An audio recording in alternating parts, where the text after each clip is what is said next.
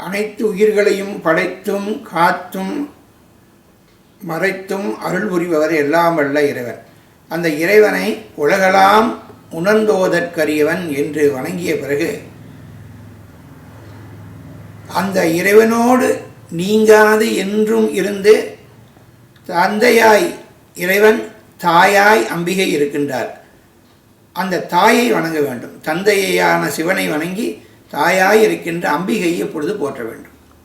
உலகு எங்கும் நிறைந்து எல்லா உயிருக்கும் எல்லாவற்றையும் தருகின்றவன் இறைவன் என்று வழிபாடு செய்த பிறகு அந்த உலகெல்லாம் நிறைந்திருந்து எல்லா பொருள்களையும் கொடுத்தாலும் அந்த ஒவ்வொரு விஷயத்திலும் ஒவ்வொரு பொருளில் உள்ளே இருந்து சக்தியையும் அது நிறைவாகி மங்களம் வர வேண்டும், அதில் செழிப்பு வர வேண்டும்.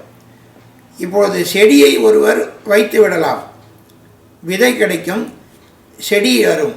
ஆனால் அந்த செடி செழிப்பாக வளர வேண்டும் என்றால் சக்தியின் துணை வேண்டும். அதுபோல் நாம் செழிப்பாக இருப்பதற்கு அந்த சக்தியாகிய அன்னையின் அருள் நமக்கு வேண்டும். அதைத்தான் இந்த மந்திரம் போற்றுகின்றது.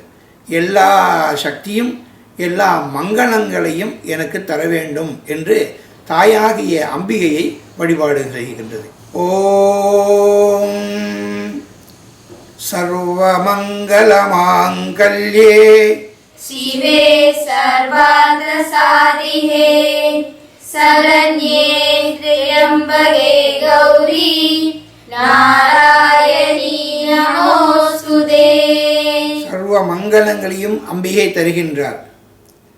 அந்த அம்பிகையே சர்வ சக்தியாய் இருப்பதனாலே நம் உடலிலே செய்கின்ற காரியத்திலே ஒளி வேண்டும்.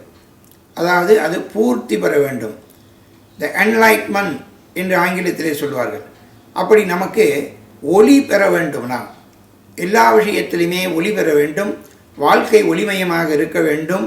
நம் உள்ளத்திலே ஒளி உண்டாக வேண்டும். ஒரு விழிப்புணர்வு நமக்கு வேண்டுமென்றால் அதற்கு காயத்ரி மாதாவின் அருள் நமக்கு வேண்டும்.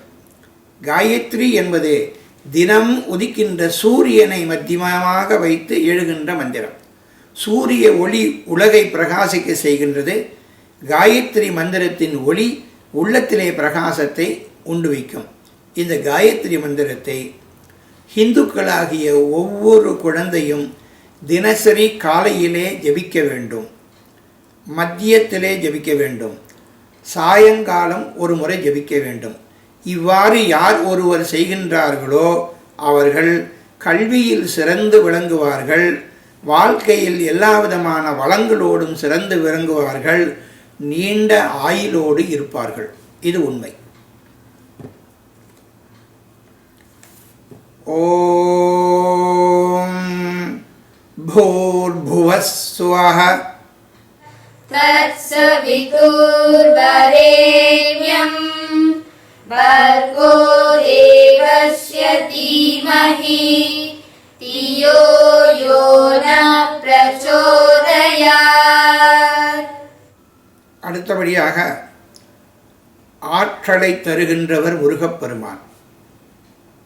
அவர் ஆற்றல், மனிதனுக்கு வேண்டிய அனைத்து விதமான பயமின்மை, சக்தி, ஆற்றலை கொடுத்து காரியங்களை செய்ய வைப்பவர்.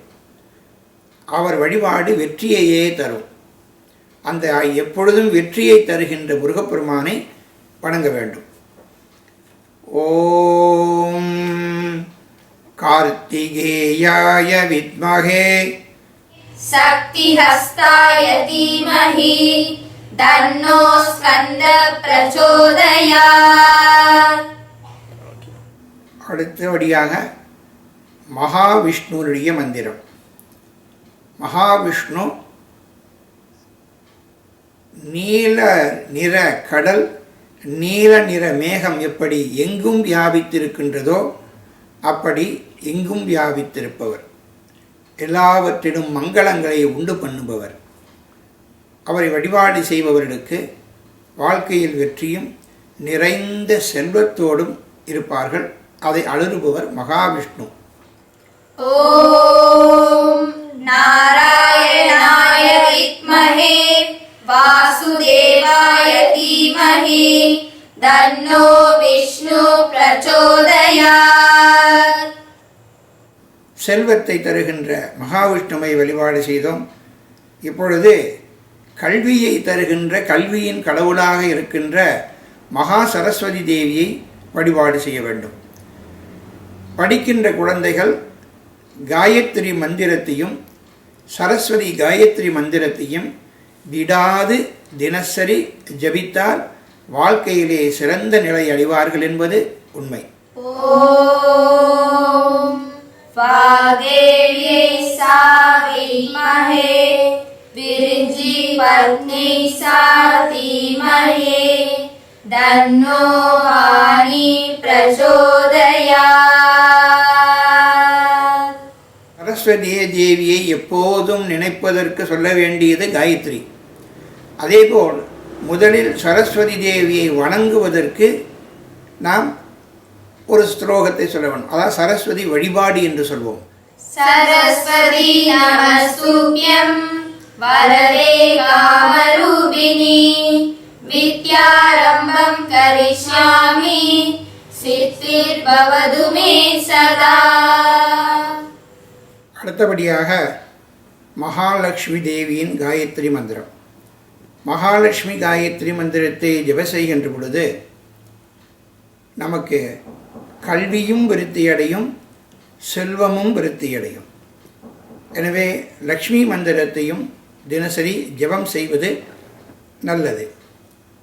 ஓம் மகாதேவியை ச வித்மஹே விஷ்ணு பத்னை ச தீமஹி தன்னோ லக்ஷ்மி பிரச்சோதயாத். இந்த மந்திரம் எல்லா விதமான நலங்களும் எல்லோருக்கும் வர வேண்டும் என்று வேண்டுவது. நமது சமயம்தான் உலகில் உள்ள எல்லா உயிர்களும் நன்மை அடைய வேண்டும். இந்துக்கள் மட்டுமல்ல, இந்துக்களாக வேண்டியவர்களுக்கு மட்டும் சொல்லப்பட்டது வேத மந்திரங்கள் அல்ல. உலகத்தில் உள்ள உயிர்கள் எல்லா மதத்தை சார்ந்தவர்களுக்கும், எல்லா நாட்டிலே இருக்கின்ற மரம் செடி கொடிகளுக்கும், எல்லா உலகத்திலே இருக்கின்ற உயிரினங்களுக்கும் ஆக சேர்த்து சொல்லப்பட்ட மந்திரங்கள் தான் வேத மந்திரங்கள். எனவே நம்முடைய வேத மந்திரங்களில் எந்த விதமான ஒரு பிரிவும் கிடையாது. இவர்களுக்கு மட்டும் வேண்டும் என்றெல்லாம் கேட்பது கிடையாது. எந்தெந்த உலகங்கள் இருக்கோ உலகத்திலே அந்த உலகங்களில் இருக்கிற எல்லா உயிர்களுக்கும் நல்லது நடக்க வேண்டும் என்று பிரார்த்தித்து அவர்கள் எல்லோரும் நன்றாக இருக்க வேண்டும் என்று வாழ்த்துவது இந்து மதம். அந்த வாழ்த்தொலியை, அந்த பிரார்த்தனையை நாம் இப்பொழுது கூறுகின்றோம். நாம் இந்த உலகம் நன்றாக இருக்க வேண்டும், எல்லா உயிர்களும் நன்றாக இருக்க வேண்டும் என்று பிரார்த்தித்தாலே அதில் நாமும் ஒருவராக இருந்து விடுவோம். நமக்கென்று கேட்க வேண்டும் என்ற அவசியம் கிடையாது. எல்லோரும் நல்லா இருக்க வேண்டும் என்று ஒருவன் பிரார்த்தித்தால் அவன் நன்றாக இருப்பான். ஏனென்றால் எல்லா உயிர்களையும் பற்றி நினைக்கின்றவன் தானாகவே நன்றாக வந்து விடுவான் என்பது பொருள். ஓம் சர்வேஷாம் ஸ்வஸ்திர்பவது சர்வேஷாம் சாந்திர்பவது சர்வேஷாம் பூர்ணம் பவது சர்வேஷாம் மங்களம் பவது சர்வே பவந்து சுகின சர்வே சந்து நிராமயா சர்வே பத்ராணி பஷ்யந்து மா கஸ்ய துக்கபாக் பவேத். ஓம் சாந்தி சாந்தி சாந்தி. பூர்த்தியில் இறைவன் நம்மை வாழ்த்த வேண்டும், தேவர்களெல்லாம் நம்மை ஆசீர்வதிக்க வேண்டும், கடவுளுடைய கிருபை வேண்டும் என்று பிரார்த்தனை செய்து பூர்த்தி செய்கின்ற பொழுது, இறைவா நீ வாழ வேண்டும் என்று வாழ்த்துவது நமது சமய மரபு. இறைவனையும் வாழ்த்துவது நமது சமய மரபு. அந்த அடிப்படையிலே இறுதியாக இந்த வாழ்த்தொலியை கூறுகின்றோம். இந்த வாழ்த்தொலி என்பது உலக உயிர்கள் எல்லோரும் வாழ வேண்டும் என்ற உள் கருத்து இருந்தாலும் வெளிப்படையாக இறைவனை வாழ்த்துவதாக இருக்கும். தென்னாடுடைய சிவனே போற்றி, எந்நாட்டவர்க்கும் இந்த வாழ்த்தொடி எல்லா நிகழ்வுகளிலும் தொடக்கத்திலும் பூர்த்தியிலும் எல்லோருமாக சேர்ந்து கூற வேண்டிய ஒரு வாழ்த்தொலியாகும்.